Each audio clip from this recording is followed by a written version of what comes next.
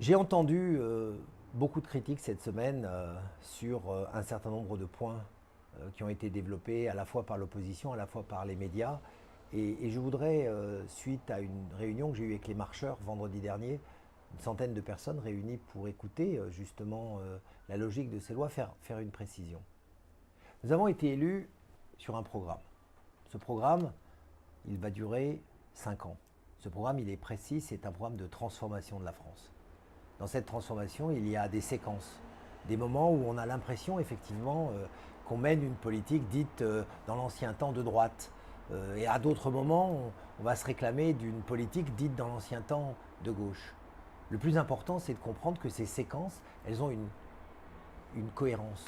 Elles vont vers un objectif qui est clairement affiché. Je vais vous citer l'exemple le plus sensible du moment qui est les discussions sur la loi sur le logement qui aura lieu et qui sera présentée dans quelques mois au Parlement, mais il est nécessaire d'en parler dès maintenant pour qu'il y ait beaucoup de concertation suivant les méthodes maintenant traditionnelles du gouvernement d'Emmanuel Macron.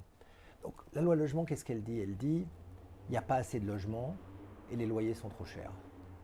Donc on va chercher d'abord à pousser sur cette baisse de loyer et pour une augmentation du nombre de logements. Ça passe par des réflexions sur est-ce que les APL, par exemple, n'ont pas comme impact d'augmenter artificiellement les loyers.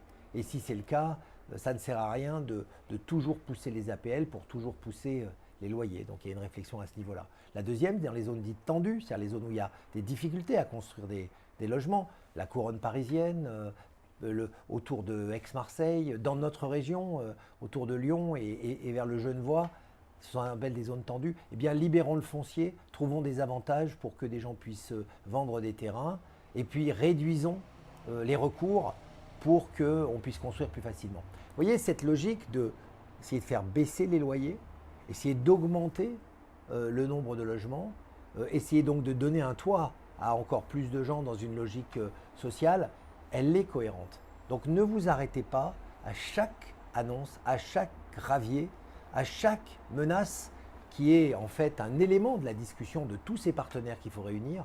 Attendons de voir effectivement si la cohérence de cette nouvelle loi est là et si ce pari de la transformation se trouve être un pari réussi. Parce que les forces noires de l'habitude, les forces qui résistent systématiquement au changement, ben, on en a vu les résultats au cours des 30 dernières années, à savoir que finalement, à part les prix, les augmentations, les réductions de logements, ben rien n'a changé. Donc là, ce qu'on essaie, ce sont des nouvelles voies, elles passent par des séquences. Et je voudrais expliquer que pour chaque loi, il faut la regarder dans la cohérence de son ensemble de transformation et pas simplement à chaque petite étape.